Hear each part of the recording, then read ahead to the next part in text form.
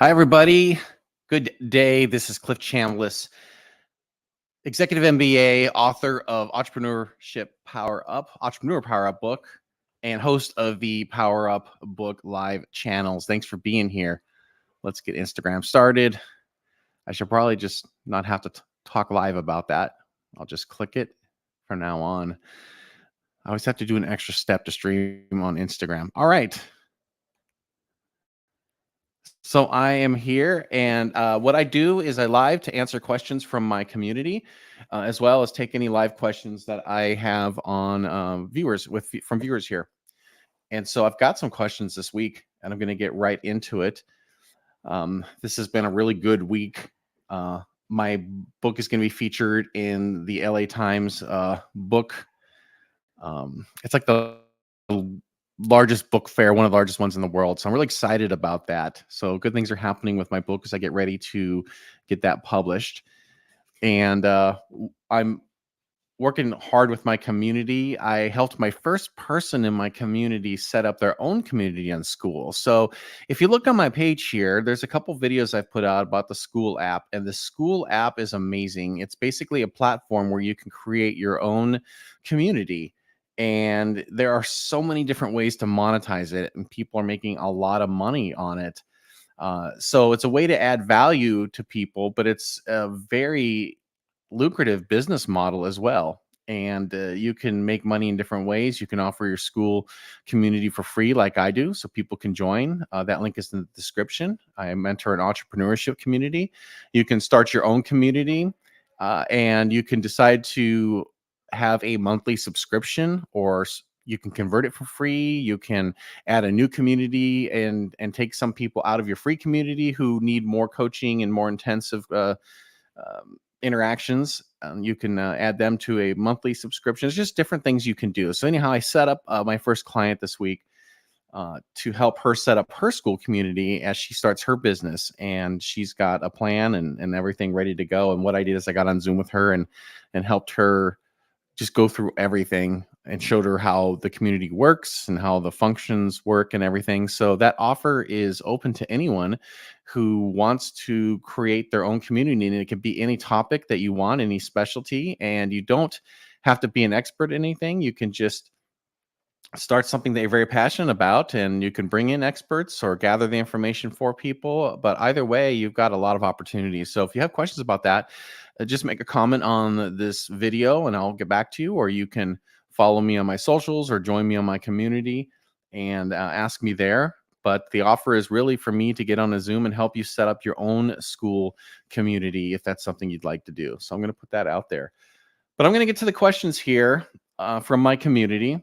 And the first one is from Morris. And what Morris tells us is that he has some skills here. He's just trying to look for ideas on what to do here. He has basic tech skills like Microsoft, Office, Excel, so forth. He has a degree, and I think it's SCM. And so he says that is his 9 to 5 based on that degree. It's a finance, I guess it's finance and leases and stuff like that. I should have looked up SCM before the stream, but I don't know off the top of my head what SCM stands for. But he's got a degree.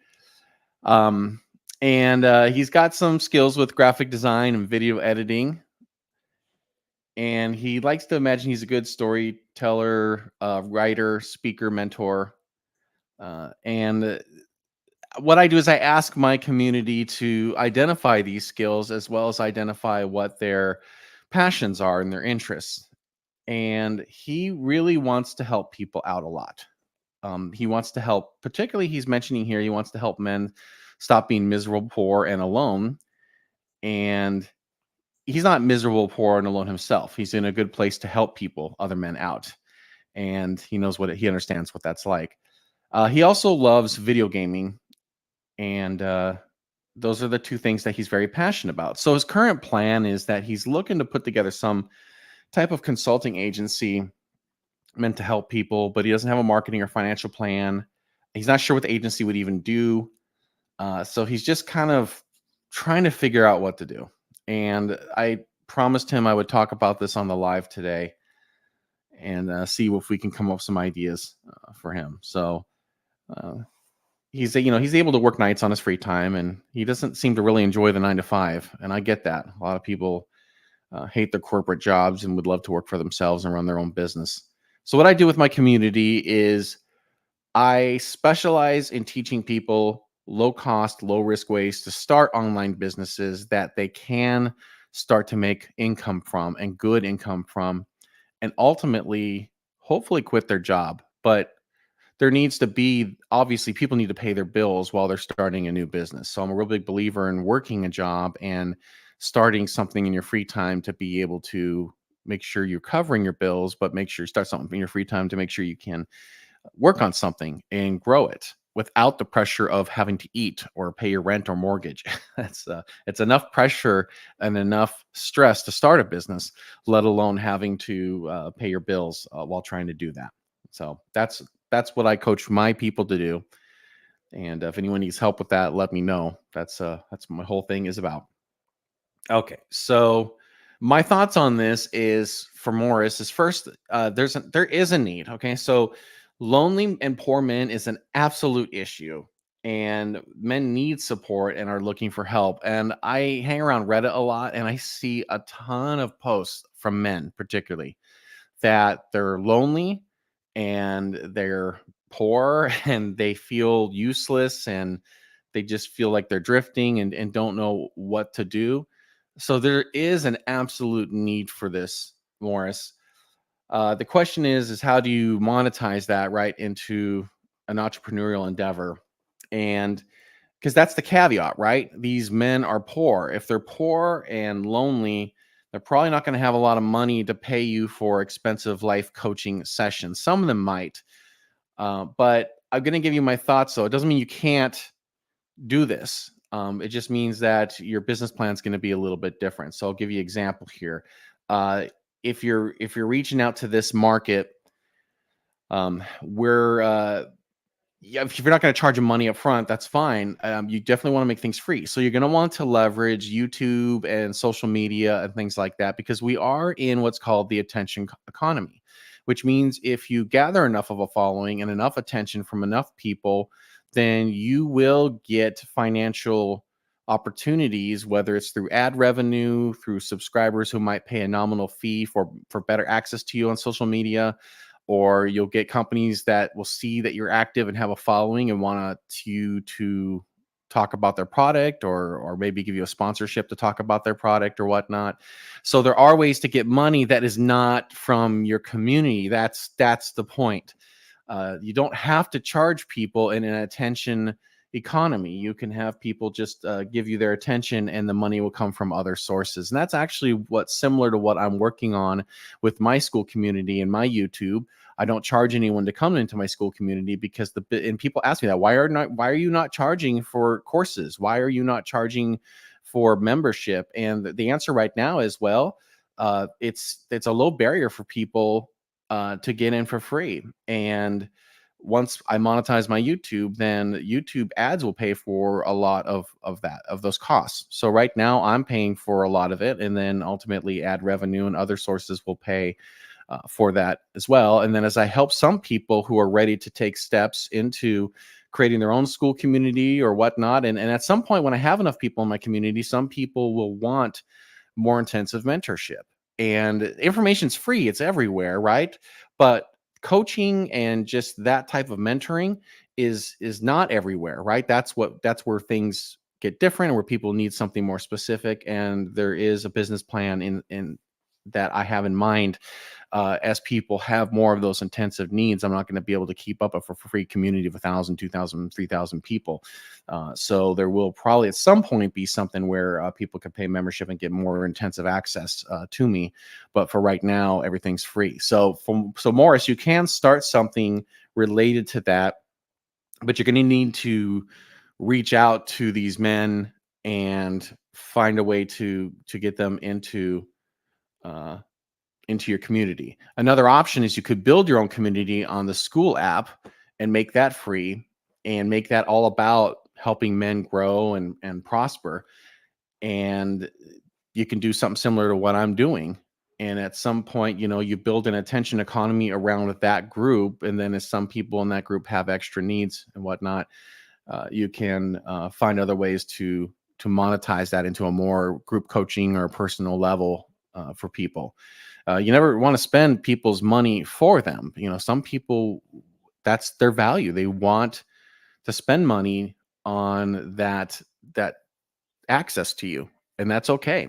You're the specialist on that. So you could do that as well, Morris. If you decide you want to start your own Skool community, let me know, and I will do everything I can to help support you and get started on that. Since you love video games, you mentioned outreach can be through gaming, organized game nights, maybe. And I understand if men are lonely and broke, they're probably playing a lot of video games and not doing much else. I love video games, for the record, so I'm not trying to get on gamers. I love video games. It's just that sometimes there's a balance issue. But with that being said, it's okay to lift men up and give, have some fun bonding things to do together. And you can build your community around that, and to have and then also encourage men to have a life balance where, if their problem is they're poor, but at least they can play some video games, at least they can have some fun and get some encouragement and growth that way. But also you can start to help mold them into the men that are productive, right? And still can make some time to do the fun things they like video gaming. So there is a way you can do that. There's a lot of things you can do to reach out to these men with your interests, and that's the point. It's based on your passion and interest. I'm going to share my screen here, and I'm going to show you my AI tool. Let's see, entire screen. Okay, there we go. And this is my give me business ideas here.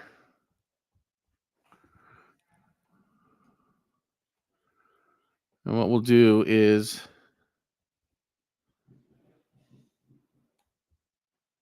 we'll put in your skills and your passions. So help lonely men. And this is an AI tool that I created, and it's giveyoubusinessideas.com. It's a free website. And this AI tool is embedded right in the website. And so what it does is it takes an input of your passion and your skills, and it gives you ideas along with some relevant proof that this is a good market, as well as some steps to get you started. So, Morris, you mentioned writing, presenting, creating. Those are good enough skills. Oops, I spelled that. Creating. Okay, so click submit. And the AI is thinking right now. If you scroll down. Okay, so it's giving you a few ideas. Online dating counseling service. Freelance writing service. Help lonely men express their thoughts and emotions through writing by offering ghostwriting services for personal essays, love letters, online dating profiles. Here's the market research. According to a study by the Pew Research Center, online dating has become increasingly popular among adults in the United States, with 30% of the adults reporting that they have used a dating site or app. So this does kind of weave in with what you're looking at more. So you want to help men who are lonely and poor. They're lonely because they haven't met someone, right? And you can help them with that, with coaching on that, with the online dating portion. So this gives you some ideas. Conduct market research in the online dating industry, develop a business plan, outline the services offered, pricing structure and target market, create a website and social media presence, offer personalized coaching sessions, ebooks, webinars, online courses to help men improve their online dating profiles and communication skills. And again, Morris, you can offer things for free, a lot for free. And then there's some things you can develop and sell later on. You can sell an ebook for $5 or free webinar, or something that can help people out. And you can have this scaling business where you've got a bunch of free stuff, and then for people who want more, you've got some things that cost a nominal fee, and then if they want more, then you can charge them for group sessions. And if they really want a lot, if they want the most intensive, which is personal one-on-one, then you have something you can offer that way. And you can do that through your social media, or you can do that through opening a Skool account. You can, even if your account's free, you can have courses that are locked up, and you can advise your community that they have to contact you to make a purchase on that intensive coaching. So anyhow, I'll wrap that up there, and I'll stop presenting here. Get back to my video. I don't know if it presented ultimately, but here we go. Okay. Oh, we got something in the chat here. I can barely read it. Hold on 1 second here. I'm going to zoom in.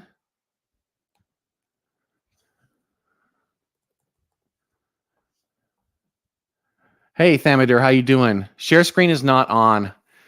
Wow. Well, sorry everybody. I'm still learning StreamYard, so I guess you'll just have to picture along with me with what I just did. But I did read what I saw. Yeah, I got to get better at that. Thanks for the feedback. Man, how do I stay motivated? I stay motivated because I really enjoy this. This is just a lot of fun for me. I can talk about entrepreneurship and help people out all day long.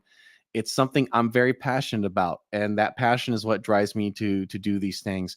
But I have a history of entrepreneurship and some ups and downs, and I think getting into entrepreneurship and starting things, Thamadir, and going through those ups and downs has helped me become better at being motivated and staying diligent, because it takes just a lot of consistency and work to do things, and to keep on doing things, even if you don't see the immediate returns. And that really is, I mean, if there's a brutal honesty about entrepreneurship, is that when you start something, whether it's social media or a business or whatnot, sometimes you're just not going to see those returns for a bit, and that's really discouraging. And so the ability to pursue and keep and just persevere, actually, is the word I'm looking for. You can persevere despite uh, anything that keeps you from doing it. That's how you keep going. And I created the video. It's in my community. Maybe you've seen it, but it's the how to enter that millionaire mindset. And I don't really like the term millionaire mindset, but everyone knows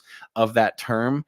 And it's okay, because there's a lot of information out there about how people who are successful and wealthy think differently and approach life differently and approach business differently. So there is something to it, and that's why I created a video about it. Because if people are able to identify what those differences are, then they're able to um, be aware of, well, do I fit into that mindset? Am I approaching things this way? Am I thinking this way? So that's part of how I stay motivated. It's make sure I have the right mindset, but it's also the fact that I just really enjoy this, and don't find it exhausting. Like maybe if I was doing something different that I wasn't good at and that I hated, right?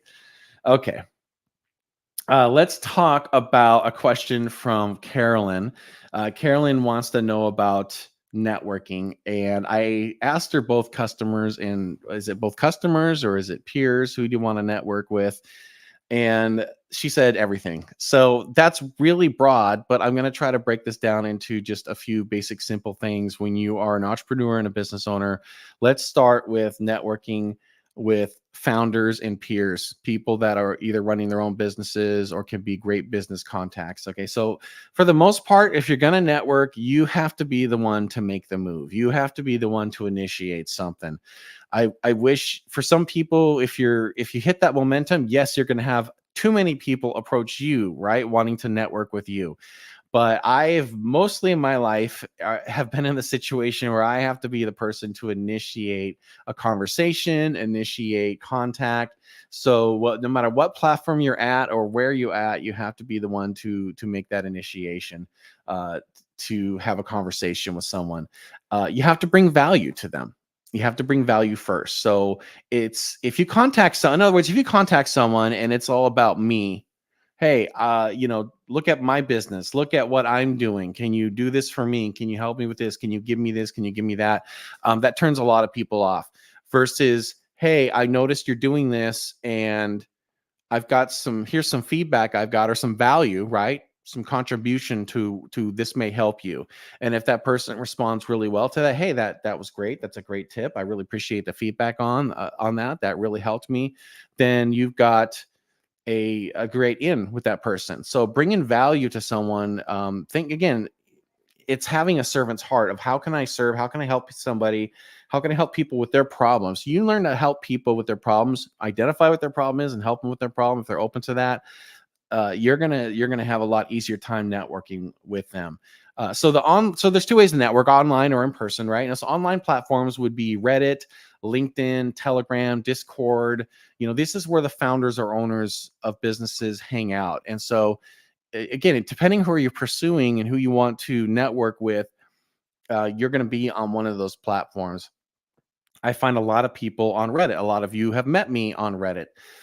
And I'm usually the one who makes the first move. I send people messages. I make a post and suggest them checking out my community or getting in touch with me.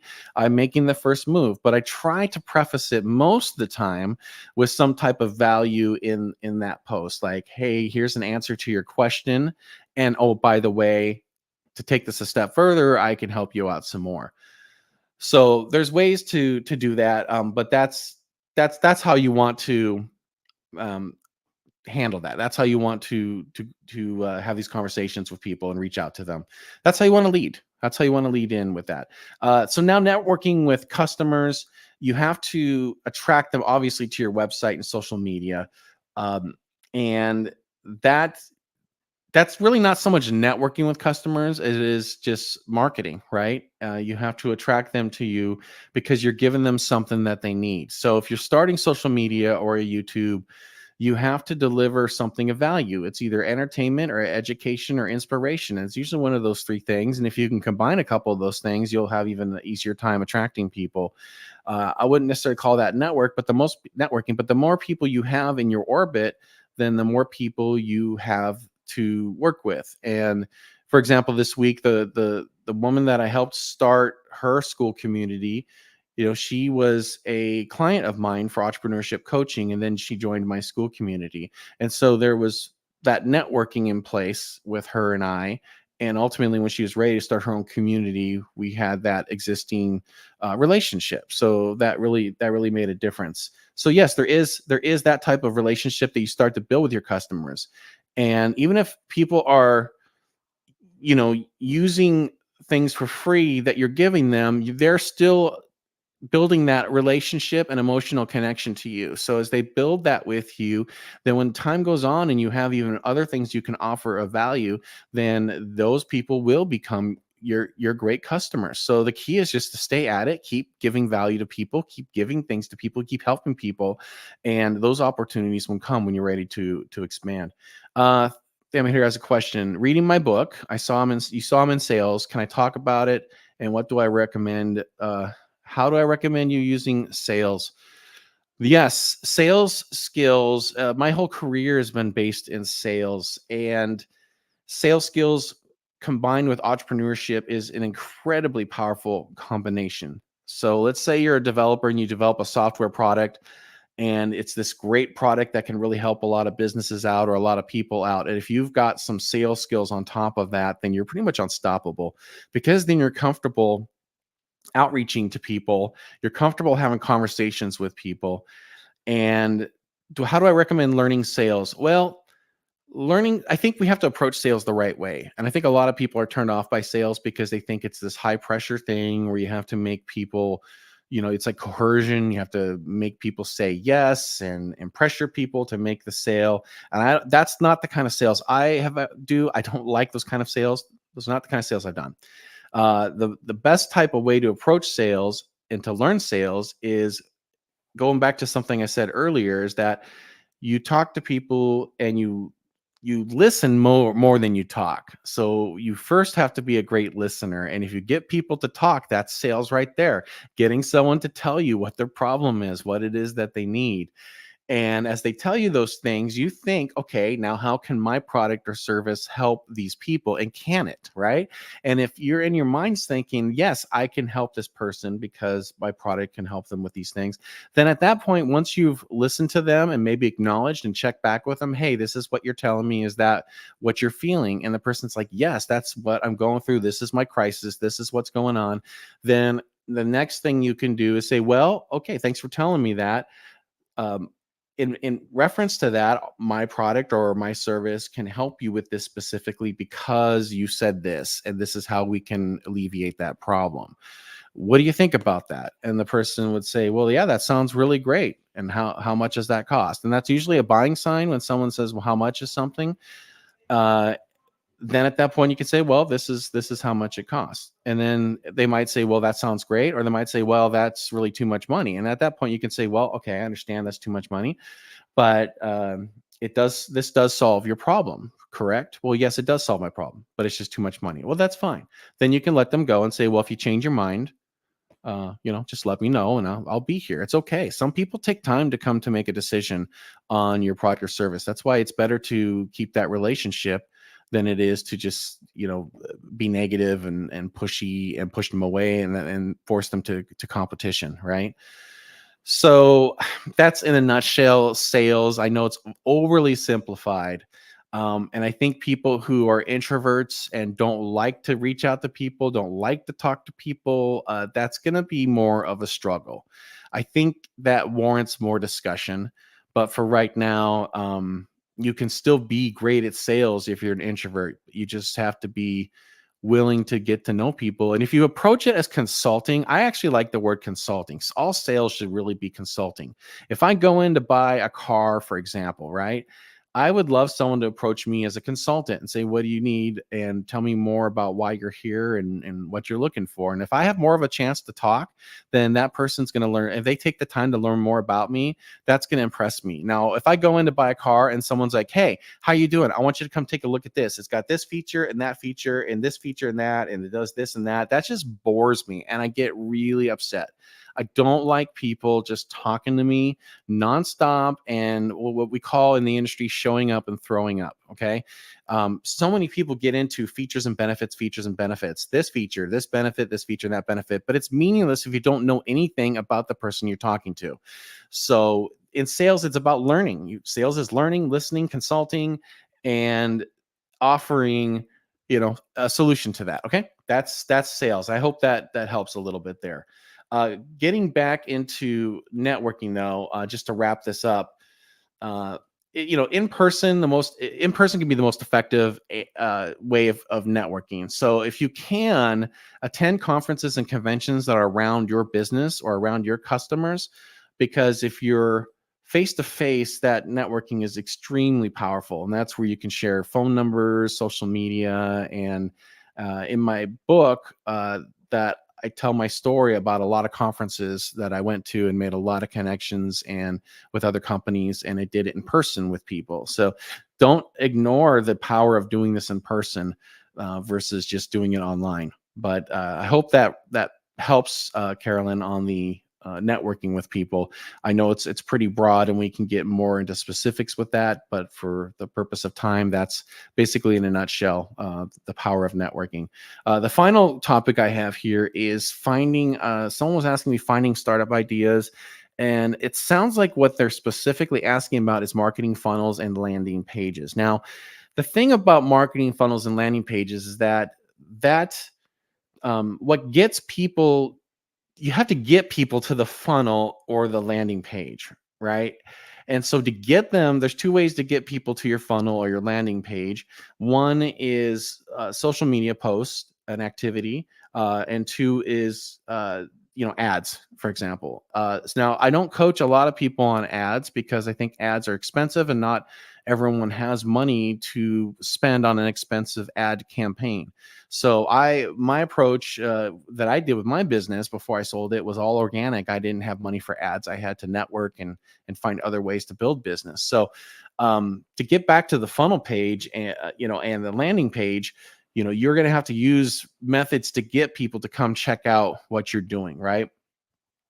And so designing the marketing funnels and the landing pages is a whole other discussion as well. And there's people who specialize in that, and that depends on your market and what kind of emotional connection you're trying to, and an emotional journey and emotional connection you're trying to build with people.